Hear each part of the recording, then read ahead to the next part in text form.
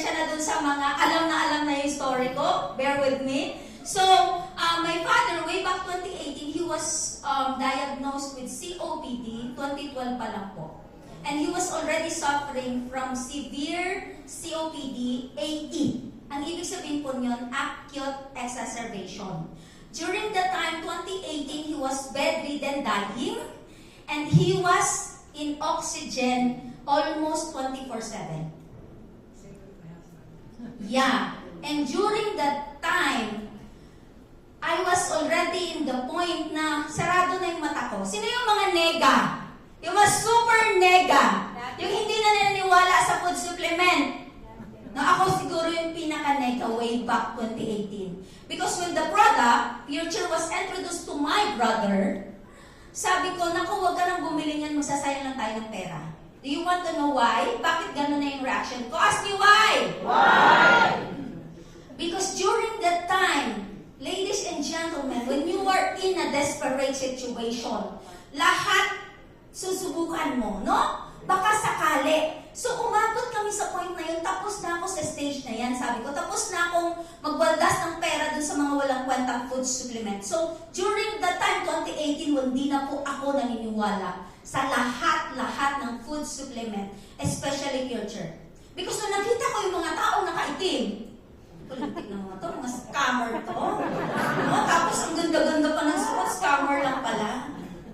And ladies and gentlemen, during that time, I was praying every single night to give my father longer life, a miracle. I was actually asking for a miracle.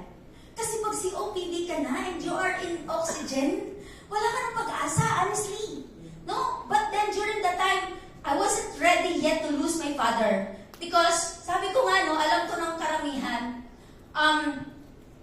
I came from a very, very poor family. In fact, hindi po ako nakaranas magsuot ng sapatos or sandals in my elementary years. Kaya, right now, I'm still healing myself. No? I'm healing my inner child. No? Yung mga hindi ko kayang ma-experience o makain o mabili dati, no? Right now, I'm healing my inner child. And so, during the time, I was asking for two. A miracle to extend the life of my father so I could still have time na bumawi sa kanya. Dalawa po.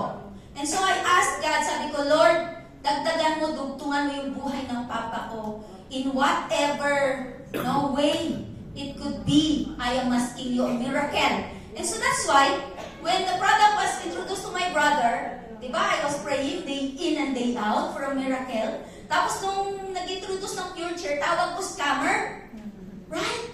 So, kung hindi inopen ni Lord yung mata ng kapatid ko, siguro hindi rin namin nakita yung effect ng Future sa papa ko. So, to cut the long story short, my father, before taking Future, he was in nebulization every 2 to 3 hours in 24/7. So in a day, in 24 hours, mga 8 to 10 times na nagnenebulize siya. And then, ang oxygen niya is nandyan lagi. 2 tangke po ng oxygen yung nakaprepare sa kanya. Kasi kailangan niya na ng oxygen from time to time. And not only that, ang dami niyang maintenance medicine. And nung nalaman to ng brother ko, sabi niya sa akin, it's okay, kung ayaw mo na maniwala, it's okay kung hindi ka mag-aambag, but I will take the risk. Kasi bakit? Sabi niya, ang pera, kikitain mo paulit-ulit. Tama ko ba? Yes. Pero yung buhay ng tatay mo, pag nawala yan, isang beses lang, kinabukasan, kahit makaawa ka, meron pang milyong-milyong pera, hindi mo na maibabalik yan. Tama po? Yes. Kasi during that time, medyo guilty din ako. So, buti na lang, no, wala siyang pakialam, nag-loan po siya, binili niya ng Future yung papa ko, and then, my father started taking 6 capsules a day, fast forward after 3 months. Nakita namin improvement was nakakalakad na siya around the house. Tapos, nawala niya yung kanyang, some of the maintenance, yung mga steroid puff, and then, yung kanyang nebulizer 3 times a day. And then from time to time na lang yung kanyang oxygen pag bumababa yung oxygen niya. And then fast forward again, another 6 months, wala na siyang nebulizer. Yung steroid pack na lang instead. And then wala na rin po siyang oxygen. Pero nandun pa rin yung oxygen namin for emergency purposes lang. And then you know what? My father started taking 2018. During 2021 of September na COVID po siya toxic. And so I was crying. Sabi ko, Lord, no, hindi pa. So kailangan ko umuwi. Nag-byland kami lahat. 3 car papuntang Mindanao. Para maabutan namin siya. And you know what? No, pinag-take namin siya 12 capsules ng Future. Kasi wala pong overdose. Honestly, may overdose sa bulsa lang.